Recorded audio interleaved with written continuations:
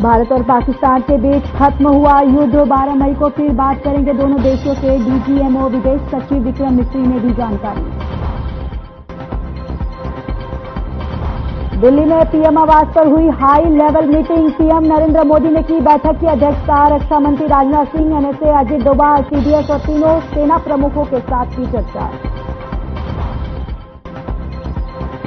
भारत पाक स्थिति को लेकर सीएम सैनी ने की बैठक। मुख्य सचिव, गृह सचिव समेत वरिष्ठ अधिकारी रहे मौजूद। डीसी के जरिए जुड़े प्रदेश भर के कमिश्नर, उपायुक्त और पुलिस अधीक्षक।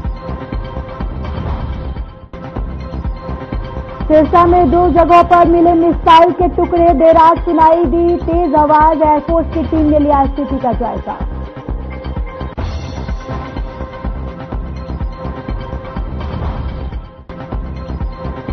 कुरुक्षेत्र पुलिस की नशे पर नकेल। नशीला पदार्थ रखने के आरोप में एक गिरफ्तार। 1 किलो 780 ग्राम अफीम की पुलिस ने बरामद।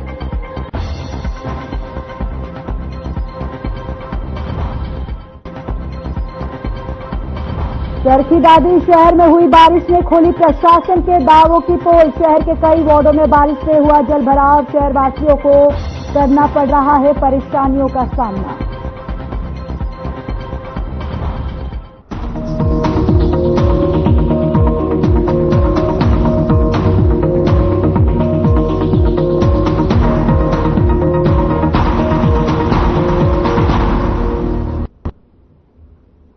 नमस्कार, बहुत स्वागत है आप सभी का। मैं हूं आपके साथ ज्योति यादव। भारत पाकिस्तान के बीच अब युद्ध विराम हो गया है और इसकी जानकारी देते हुए विदेश सचिव विक्रम मिस्री ने कहा कि शनिवार दोपहर 3:35 पर दोनों देशों के डीजीएमओ के बीच बातचीत हुई थी। इसमें फैसला लिया गया था कि शाम 5 बजे से दोनों देशों के आकाश और जल और थल पर तत्काल हमले रोक देंगे। इसके साथ ही दोनों देशों के बीच सीज फायर हो गया और मिस्री ने कहा कि 12 मई को दोनों देशों के अधिकारी आगे की रणनीति पर चर्चा करेंगे। Brief statement to make.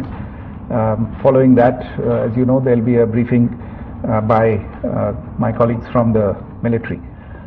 The Director General of Military Operations of Pakistan called the Director General of Military Operations of India at 15:35 hours earlier this afternoon. It was agreed between them that both sides would stop all firing and military action on land and in the air and sea with effect from 1700 hours Indian Standard Time today. Instructions have been given on both sides to give effect to this understanding. The Directors General of Military Operations will talk again on the 12th of May at 1200 hours. Thank you.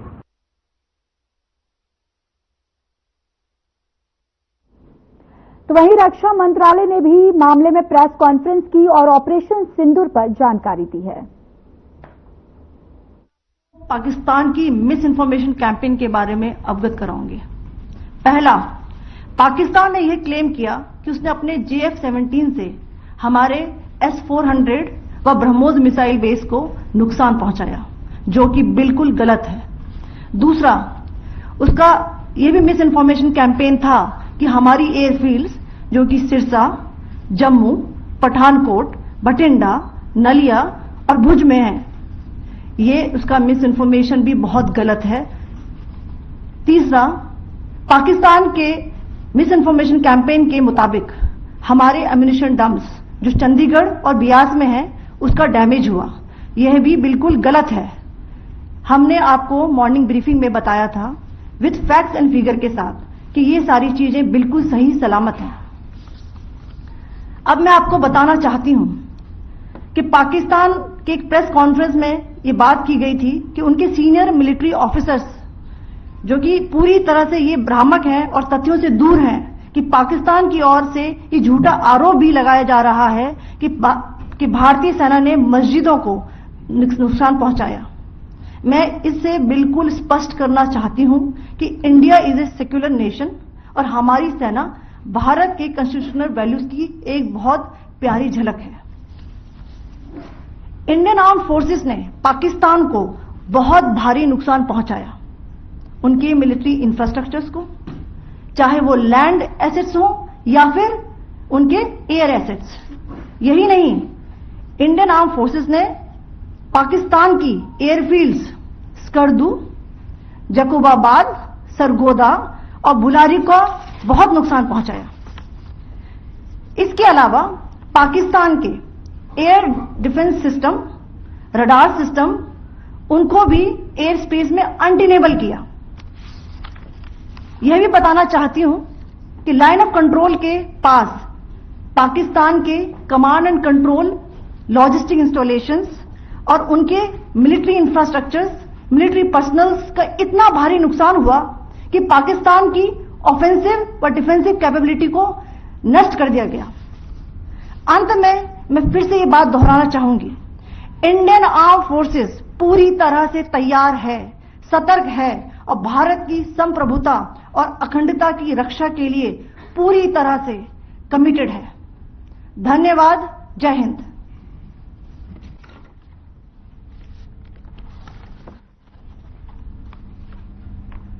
So several attempts were made by Pakistan on spreading a misinformation campaign, as we have seen for the last few days.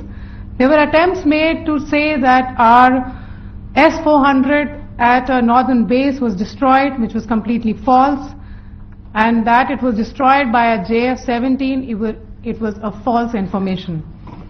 Also that the BrahMos installation was attacked and it was destroyed was false. The destruction of airfields at Srinagar, Jammu, Pathankot, Bhuj, Nalia, etc. was also a false claim. The forward ammunition dump at Chandigarh and Beas are also fit and fine, and we showed you these in the photographs in the morning briefing today. Also, there was a certain different way of miscampaign that Pakistan conducted by its press conferences, which was conducted in a manner which were completely misleading and devoid of facts. Pakistan has been spreading fabricated allegations that the Indian armed forces have targeted mosques. Let us make this very clear here that India is a secular nation and the Indian armed forces are a reflection of our constitutional values. We hold every place of worship of all faiths in the highest regard. Our operations have been aimed exclusively at terrorist camps and facilities being used for anti-India activities. No religious sites, I repeat, no religious sites have been targeted by the Indian Armed Forces. Over the past few days, as we have seen, Pakistan has suffered very heavy and unsustainable losses after it has given us an unprovoked attack on our installations. It has suffered losses in both land and air. There has been an extensive damage to the crucial Pakistani air bases like Skardu, Sargodha, Jacobabad and Bholari. In addition, a loss of AD weapon system and radars made the defense of Pakistani airspace untenable. Across the line of control, extensive and precise damage to military infrastructure and command control centers and logistic installations. In addition to that, 2 military personnel had led to complete breakdown of its defensive and offensive capability and also Pakistani morale.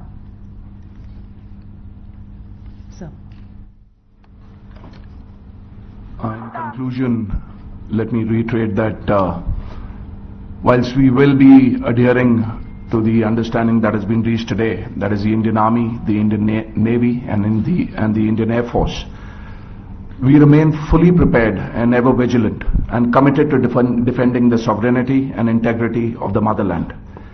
Every misadventure by Pakistan has been met with strength and every future escalation will invite a decisive response. We remain fully operationally ready to launch whatever operations may be required in defense of the nation. Thank you very much, ladies and gentlemen.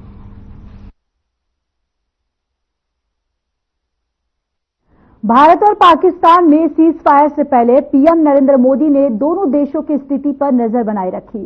PM Narendra Modi ने प्रधानमंत्री आवास पर high level meeting की, जिसमें रक्षा मंत्री Rajnath Singh, NSA Ajit Doval, CDS Anil Chauhan और सभी सशस्त्र बलों के प्रमुख शामिल हुए। पीएम मोदी ने सभी से बातचीत की और मौजूदा स्थिति पर उनकी प्रतिक्रिया ली।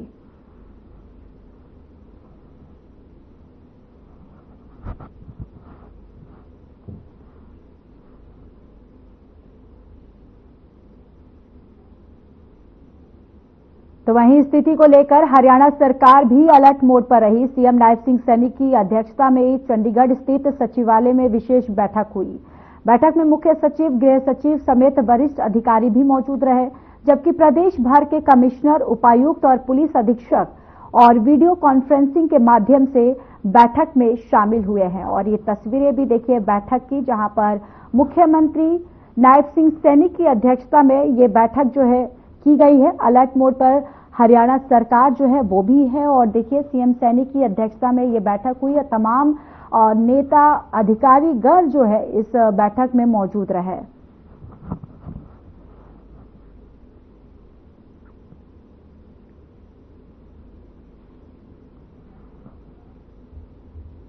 भारतीय सेना की तरफ से एक बड़ा खुलासा किया गया है। आपको बताते चले कि भारत और पाकिस्तान के बीच हुए मिसाइल अटैक में लश्कर-ए-तैयबा और जैश-ए-मोहम्मद के जुड़े आतंकी जो है वो मार गिराए गए हैं और पाकिस्तान के मोस्ट वांटेड आतंकी ढेर कर दिया गया है। लश्कर-ए-तैयबा का मुदस्सर खादियान उर्फ अबू जिंदाल और अबू अक्शा उर्फ खालिद को मार दिया गया है और साथ ही जैश-ए-मोहम्मद का हाफिज मोहम्मद, जमील, मोहम्मद यूसुफ, अजहर और मोहम्मद हसन खान को भी मार गिराया गया है।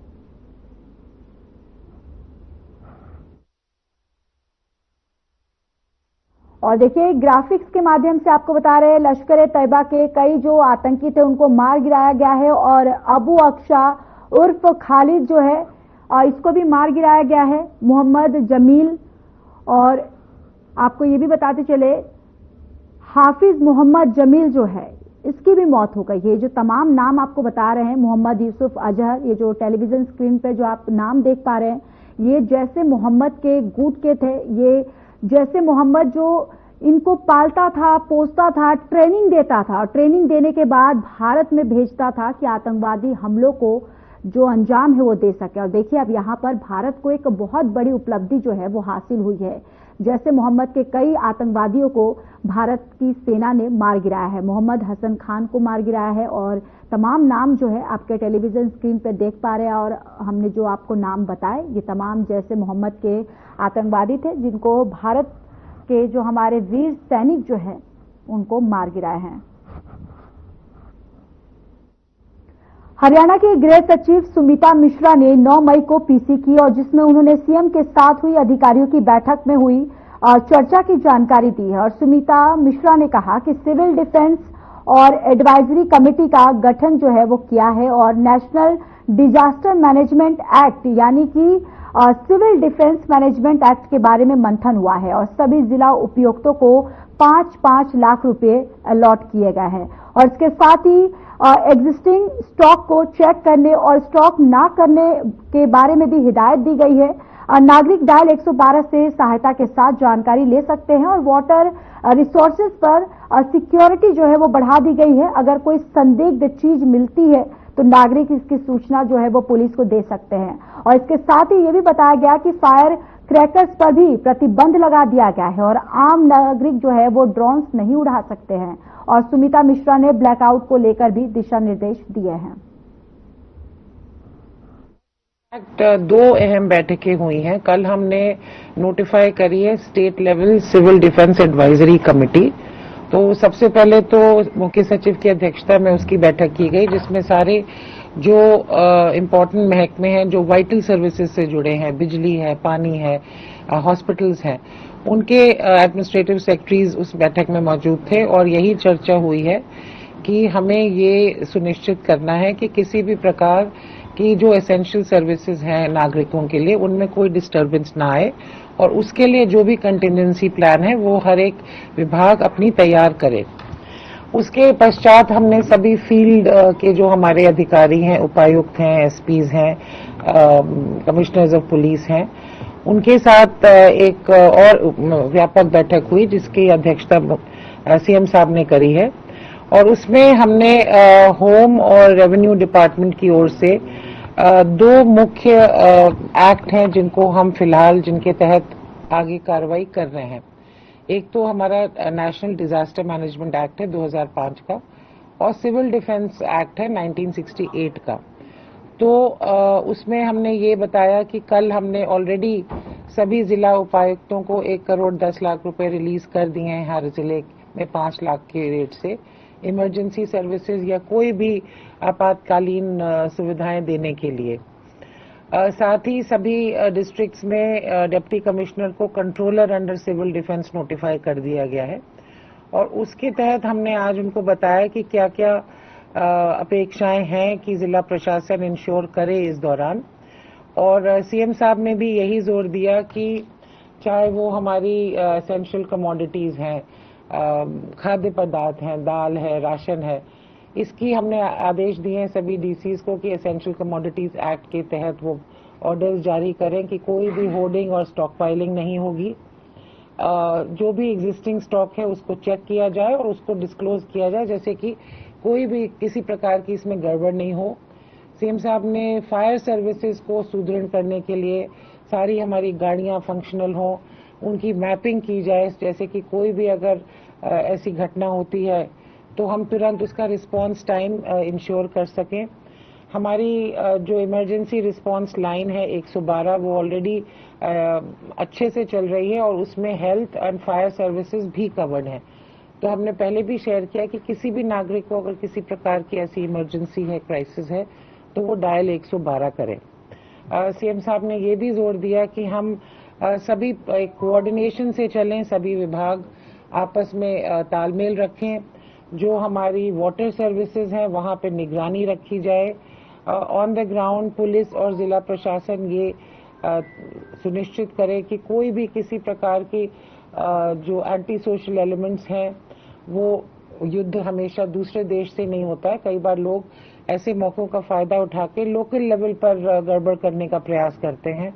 तो इसके लिए अपनी इंटेलिजेंस भी और ऐसे सारे हमारे चाहे पावर प्लांट हो, चाहे वाटर सर्विसेज हो, इन पे निगरानी रखी जाए, जैसे कि कोई भी मिसचिफ, कोई भी गलत घटना वहां मौके पे ना हो।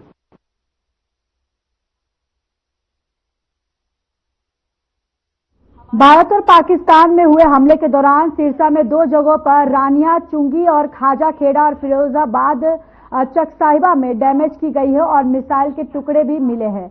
इसके साथ ही आपको ये भी बताते चले कि चक साहिबा में गुरुद्वारे के पास मिसाइल नुमा पार्ट मिलने की सूचना पर सुबह ही लोगों की भीड़ जुटना शुरू हो गई। सूचना पर एयरफोर्स टीम मौके पर पहुंची और दोनों मलबों को अपने कब्जे में लिया और इसके बाद उनको अपने साथ ले गई है और एयरफोर्स के अधिकारी भी कुछ बताने में परहेज कर रहे हैं। प्रशासन के अनुसार दोनों जगह से मलबा उठाकर कब्जे में ले लिया है और अब यह जांच का विषय है।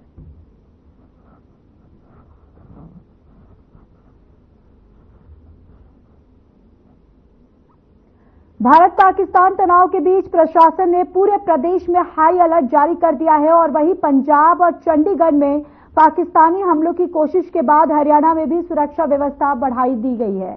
और आपको ये भी जानकारी देते चले कि महेंद्रगढ़ जिले में बॉम्ब निरोधक दस्ते ने डॉग स्क्वाड के साथ मिलकर व्यापक चेकिंग अभियान चलाया है।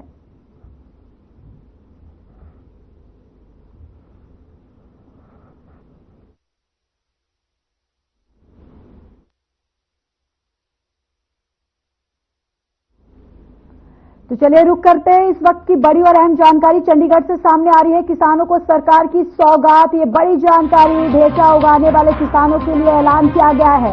कृषि मंत्री श्याम सिंह राणा ने जानकारी दी है किसानों के खाते में प्रोत्साहन राशि जो है वो जाएगी, प्रति एकड़ मिलेगी और 1000 सहायता राशि भी प्राप्त की जाएगी, यानी कि किसानों को दी जाएगी। 4 लाख एकड़ पर विविधीकरण का लक्ष्य जो है वो रखा गया है। तो देखिए चंडीगढ़ से इस वक्त की ये बड़ी खबर और किसानों के लिए एक अच्छी खबर है, जहां पर प्रति एकड़ मिलेगी अब 1000 रुपये जो है वो किसानों को दी जाएगी। और देखिए किसानों को एक बड़ी सौगात जो है वो दी जाएगी और ढेंचा उगाने वाले किसानों के लिए ये एक बहुत बड़ा ऐलान जो है वो किया गया है। चलिए अब खबरों में बात कर लेते हैं फरीदाबाद की पुलिस चौकी अनखिर में विजय कुमार वासी गांधी कॉलोनी फरीदाबाद ने शिकायत दी है और जिसमें उसने आरोप लगाया कि 7 मई को वो ग्रोसरी का सामान लेने बडखल की तरफ स्टोर पर गया था। तभी वहां जफर नाम का व्यक्ति आया और उसके साथ गाली गलौज करने लगा, जिसका विरोध करने पर उसने शिकायतकर्ता को पीटना शुरू कर दिया। फोन करके कुछ लड़कों को बुलाया और जिन्होंने लाठी और बेसबॉल के डंडों से शिकायतकर्ता को पीटा। तभी वहां खड़े लोगों ने बीच बचाव करके उसे छुड़वाया और जिस शिकायत पर पुलिस थाना सूरजकुंड में संबंधित धाराओं में मामला दर्ज किया गया है, उन्होंने अधिक जानकारी देते हुए बताया कि पुलिस चौकी अंखिर ने मामले में कार्रवाई करते हुए आरोपी जफर, साबिर, अमन, आमिल, फैजान और सन्नी वासी बडखल को गिरफ्तार कर लिया गया है।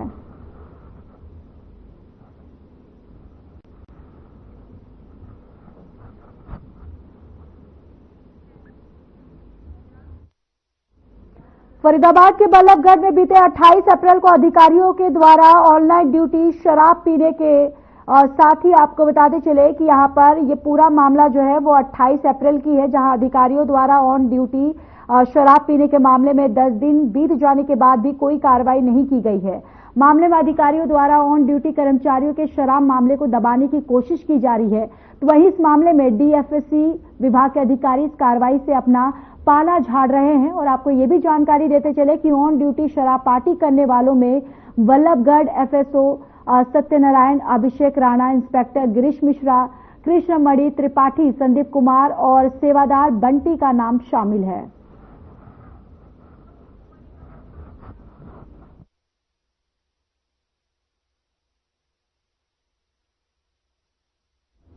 तो चलिए रुक करते इस वक्त की बड़ी और अहम जानकारी की तरफ से। पाकिस्तान से इस वक्त की बड़ी खबर सामने आ रही है, जहां पर पाकिस्तान ने सीज फायर का उल्लंघन किया है। ये देखिए, ये बड़ी जानकारी, पाकिस्तान ने सीज फायर का उल्लंघन किया है। बीएसएफ ने पाकिस्तान युद्ध विराम की वार्ता के बाद देखिए ये फायरिंग की गई है और पाकिस्तान ने सीज फायर का उल्लंघन किया है। जिस तरीके से और लगातार ये बातें भी कही जा रही थी कि पाकिस्तान जिस तरीके से हमेशा जो अपना दोहरा चरित्र दिखाता है, ऐसे पाकिस्तान पर विश्वास नहीं किया जा सकता है।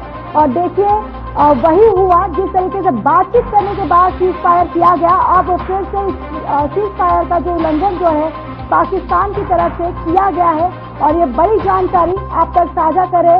और बीएसएफ ने पाकिस्तान को देखिए मुंह तो जवाब जो है वो दिया है और लगातार यहाँ पर पाकिस्तान की तरफ से ऐसा जो हरकत है, जो कदम है, हमेशा हमने देखा है कि किस तरीके से पाकिस्तान कहता कुछ और है लेकिन करता कुछ और है। और अब देखिए सीज फायर का पाकिस्तान ने उल्लंघन किया है और इसके साथ ही इसके जवाब में हमारे जो बीएसएफ है, हमारे जो सैनिक है, उसने मुंह तो जवाब जो है वो पाकिस्तान को दिया है। ये बड़ी जानकारी पाकिस्तान से, देखिए सीज फायर का उल्लंघन किया गया है और बीएसएफ ने पाकिस्तान को मुंह तो जवाब जो है वो दिया है। चलिए अब खबरों में आगे बढ़ते कुरुक्षेत्र की बात कर लेते हैं। कुरुक्षेत्र पुलिस ने नशीली पदार्थ रखने के आरोपी को गिरफ्तार किया है। अपराध अन्वेषण शाखा 1 की टीम ने नशीला पदार्थ रखने के आरोप में जसवंत सिंह वासी मोया खेड़ा और जिला झालावाड़ राजस्थान के काबू करके उसे कब्जे से 1 किलो 780 ग्राम अफीम बरामद की है। पुलिस की टीम ने नशीला पदार्थ मंगवाने के आरोपी रणजीत सिंह वासी और सलपानी जिला कुरुक्षेत्र को भी इस पूरे मामले में गिरफ्तार किया गया है।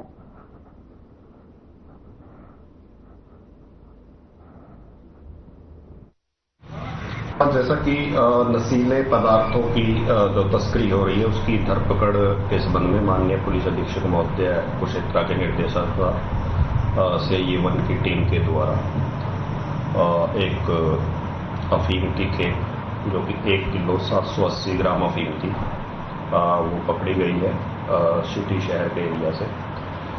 उसमें हमने एक आरोपी जसवंत सिंह है जो ये राजस्थान झालावाड़ का रहने वाला है, उसके कब्जे से हमने ये 1 किलो 780 ग्राम अफीम रिकवर की है।